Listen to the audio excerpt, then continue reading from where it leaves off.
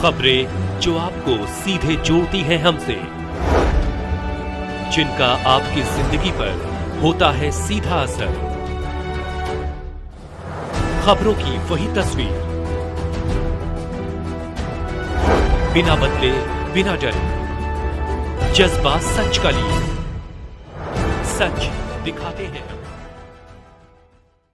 ददरी मेले में आज सपना चौधरी बिखरेगी जलवा। उत्तर प्रदेश के जनपद बलिया में ऐतिहासिक ददरी मेले में 13 दिसंबर को हरियाणवी कलाकार सपना चौधरी जलवा बिखेरेंगी।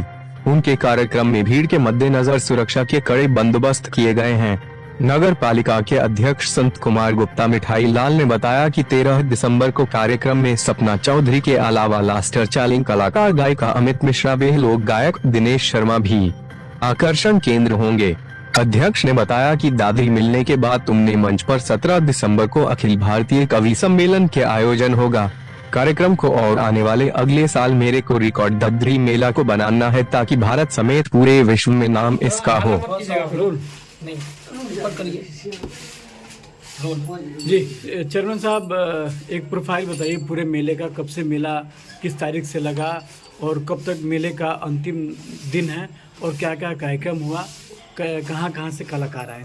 ये ददरी मेला 2023 जो 25 तारीख को भूमि पूजन से शुरू हुआ है और ये शुरू तो भूमि पूजन से हुआ 25 तारीख को, लेकिन 27 तारीख कार्तिक पूर्णिमा के दिन से जो है मेले की जो है शुरुआत हुई है और मेला जो है ये 20 तक चलेगी। 17 को कवि सम्मेलन है, 13 को सपना चौधरी का प्रोग्राम है और अन्य प्रोग्राम जो बारिश के चलते कैंसिल हुआ है। तो ये समझ लीजिए कि 17 तारीख को कार्यक्रम जो है कवि सम्मेलन कार्यक्रम समाप्त है। मेला माने 20 तक चलेगी और चूँकि अगल बगल हमारे कितने बहुत से मेले लगते हैं तो सारे दुकानदार जाने लगते हैं, उखाड़ने लगते हैं, तो इसलिए मेला बढ़ नहीं पाता है, टेक्निकली नहीं बढ़ पाता है। बाकी मौखिक जैसे आप कहेंगे तो जी। चेयरमैन साहब, आपका ये पहला ये मेला है ददरी मेला, आप चेयरमैन के रूप में इसको कार्यभार देख रहे हैं, कैसा अनुभूत हो रहा है आपको? क्या बेहतर करने का प्रयास आपने बनाया है? नहीं, देखिए ये ददरी मेला भी हमारे लिए एडवेंचर से कम नहीं है। चूँकि मेरे इसके पहले तो मैं कभी चेयरमैन रहा नहीं हूँ, ना ददरी मेले को बहुत अंदर से देखे हैं, अनुभव भी बहुत हुआ है और ये समझिए कि पहली बार मेले लगाकर मैं बहुत आनंदित हूँ। ये महर्षि भृगु और ददर मुनि के काम के लिए उनकी प्रेरणा है, मैं एक माध्यम हूँ और बहुत ही मैं आनंदित हूँ, मेरा परिवार आनंदित है, नगरवासी भी आनंदित है कि भाई ददरी मेला कुछ हटकर लगा है।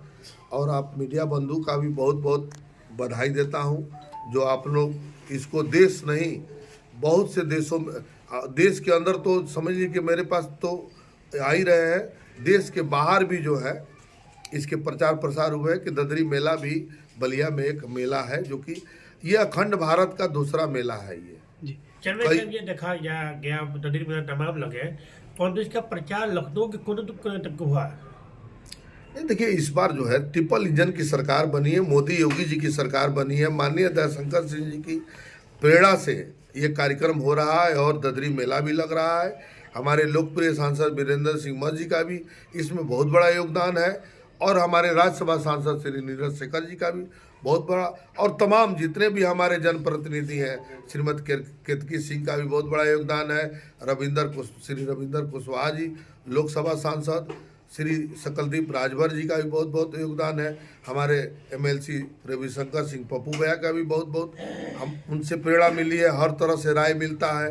तो ये मेला ददरी मेला जो है इसमें सबका सहयोग रहा है कि अधिक से अधिक भव्य हो और अगली बार इससे भी भव्य मेले हम लोग लगाने का प्रयास करेंगे। सपना चौधरी जी के बाद और किसी कलाकार का कार्यक्रम है क्या?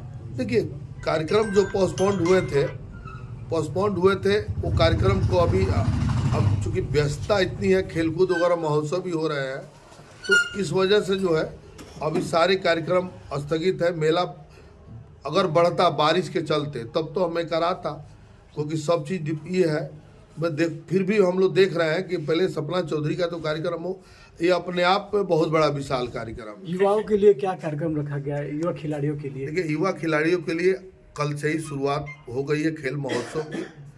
तो कल दंगल था, बलिया केसरी का चुनाव हुआ है, किसी दिन वॉलीबॉल है, इस तरह तमाम 5 दिन जो खेल सप्ताह के रूप में, और इसकी भी बहुत भव्य व्यवस्था की गई है।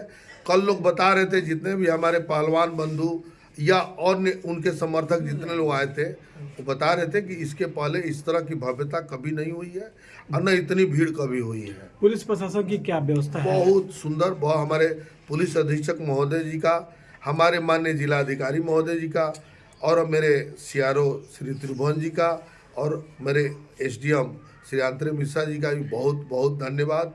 बहुत बड़ा योगदान है।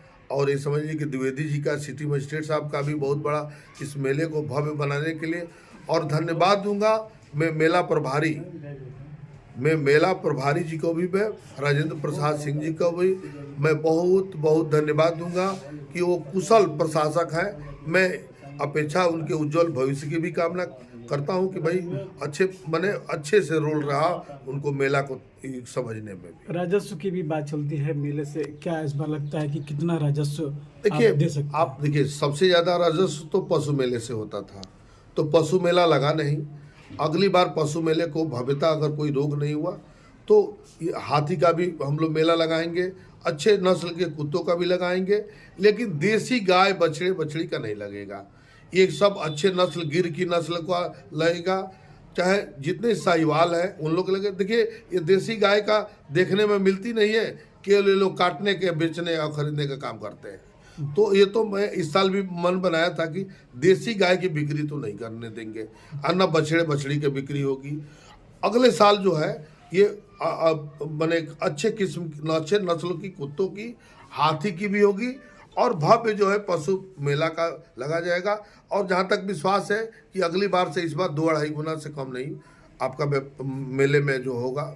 अभी आप बात कर रहे थे किसानों को लेके कि पहले से 2 गुना लगा उन लोग को दिया जाएगा। क्या रणनीति बना है मेले में? इस बार जो है, देखिए, हम चूँकि 6 महीना आए हुआ, हमें बहुत ज़्यादा अनुभव था नहीं, लेकिन जितने भी मेले में की जमीन सरकार अधिकृत करती है, देखिए ये टोटल अधिकृत होती है, ये नगर पालिका नहीं करती है, सरकार करती है, अधिकृत की जाती है। ये तो आप पहले से ही जो ददरी मेले में ये मेले का जो जमीनें हैं, ये लोग नाजायज रूप से मकान बना लिए, कॉलोनियाँ बन गई, जबकि नहीं बननी चाहिए थी, ये प्रतिबंधित रहनी चाहिए थी। लेकिन फिर भी अब ये ददरी में ग्रीनफील्ड बन रही है। हम लोग कोशिश करेंगे कि हमारे माननीय मंत्री जी की भी है, सांसद जी की भी है, कि अपने इस जमीन हो ददरी मेले का प्रयास किया जाएगा। कि कई हजार महाकुंभों से भी बड़ा महत्व है ये महर्षि भृगु के धरती पर कल्पवास करने का। चरण साहब, एक आखिरी सवाल ये रहेगा कि यहाँ के कुछ क्षेत्रीय कलाकार हैं जिनका फ़ोन भी आ रहा है, उनका कहना है कि चेयरमैन साहब से काफ़ी उम्मीद है, अगर इस बार छूट गया तो अगली बार से क्षेत्रीय जो कलाकार हैं, सांस्कृतिक कला के बेहतर प्रदर्शन करने वाले, क्या उनको भी अगली बार से मंच पे जगह मिलेगी? देखिए, क्षेत्रीय बलिया के, देखिए, मैं मैंने क्षेत्रीय जितने भी हमारे कलाकार बंधु हैं, इस बार मुझे खेद है कि उन लोग को मैं नहीं बहुत उचित मंच दे पाया।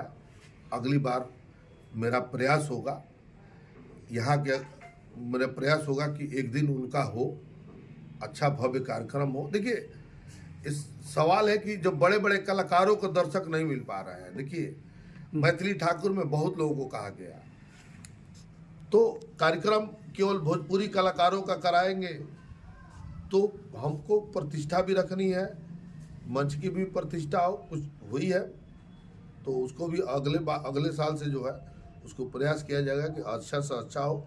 देखिए, कोई भी एक्सप्रेस हो, देखे होंगे कि अगर वो लोग नृत्य का प्रदर्शन किया है तो अपने जो परंपरागत साड़ी है उसमें किए हैं। भाई, अपना सबका अपना करने का, डांस करने का, पेश करने का नज़रिया अलग हो सकता है, लेकिन हम लोग को सोच को अच्छा रखना है। हमारे नारी शक्ति, जो हमारे मोदी जी, योगी जी नारी शक्ति को बढ़ावा दे रहे हैं, तो मंच में क्यों ना दें भाई। उनका नृत्य करने से ही उनका जो है वो उनसे आय होती हो, तो मैं वो भी करूँगा। उतना भी हक नारी को भी है जितना पुरुष को है। 33% जब लोकसभा में हमारे माननीय मोदी जी दे दिए, तो इतना जान लीजिए कि अगली बार भी जो है उतना कलाकार महिला आएंगी वो डांस के रूप में प्रस्तुत करे, भरतनाट्यम के रूप में प्रस्तुत करे या गायकी के रूप में प्रस्तुत करे, लेकिन उतना करेंगी, जरूर करेंगी। और मेरे जो भारतीय परंपरागत जो ड्रेस है, इसमें गलत क्या है भाई? सबका अपना अपना ड्रेस, ये मैं कोई बता दे कि मैं ड्रेस कोड को भी किया हूँ और नंगा, जो प्रेस मीडिया कुछ लोग जो है अफवाह फैला रहे हैं, तो ऐसा कुछ नहीं है मेरी मंशा। ये भारत हिंदू मंच है।